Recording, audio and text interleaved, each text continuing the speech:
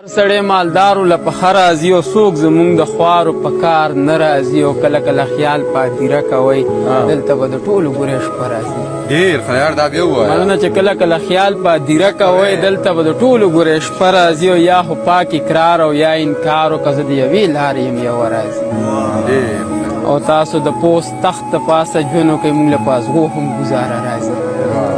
او څنګه ستا د غم نه تېښته وکړم نه راله څه چل نه بهانه راځي او ځکه مې اوتره لار ته وکتل غوږ کې مې چې وي چې هغه راځي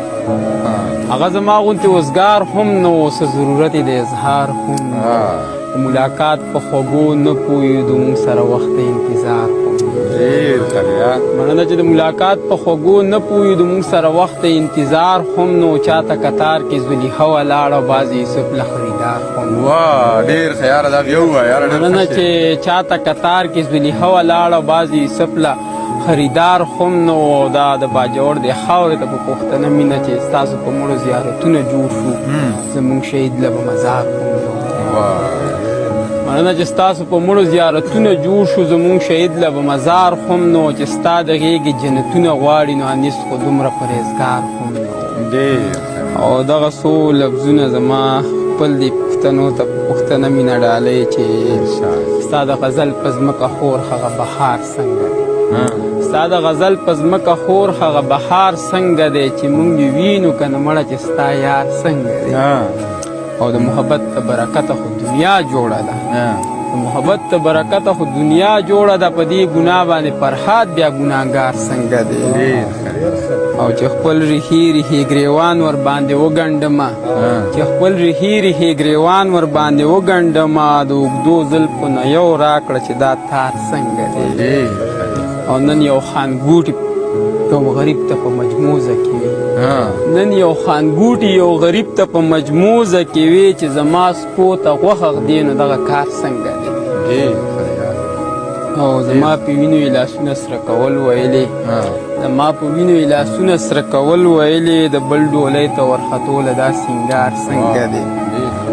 او تره ورشه لږ د حال احوال خبرې واخله او تر ورشه لږ د حال احوال خبرې واخله چې ستا د عشق په تبه پروت هغه بیمار څنګه او دغه څو شعرونه نور چې ستا د دومره غمه چې زه نه مرم ستا د دومره غمه چې چې د تشهیر سړی وي نو منډه دای سره پروګرام ور شو بل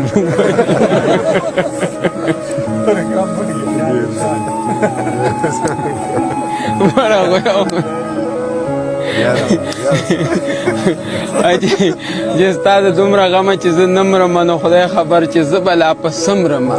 او دا د خپل احساس ته برکت په زور ځکه خو قدم په قدم زه مرم او هلک مې دا جل تندې وچ کړی دی زر راکه د سواد د سینو بمرم ماله په مرۍ باندې زور مه کوه زه خو یاره ستا په تش کاته مرم ماله په مرۍ باندې زور مه کوه زه خو یاره ستا په تش کاته مرم او دغه مې د ژوند د اختتام نښه او سپین مې شو په بریتو کې ویښته مرم او یا تره دومره راته پته ده زه به ستا د غم په خوب ویده مرم بس اوس د نمبر ووایه ستړي کول مه کوه او که نه ولې ته ما ته ښکاري یو غزل ووایي نو یو څه ماړه بس دی که نه یاره یوازې پوځي وایه راشه هلکه درمانه کښېنه درمانه راشه ده درامې مه کوئ دا یوازې درمانه او که نه یوازې په ما ټول ثواب مه ګټې نه د ګډ غوښه یې داسې خوړی لکه ډاکټر چې ورته لیکلي او شعر نه وایي اصلي شي نه او که نه ماړه ځکه دلته به مشاعره جوړه شي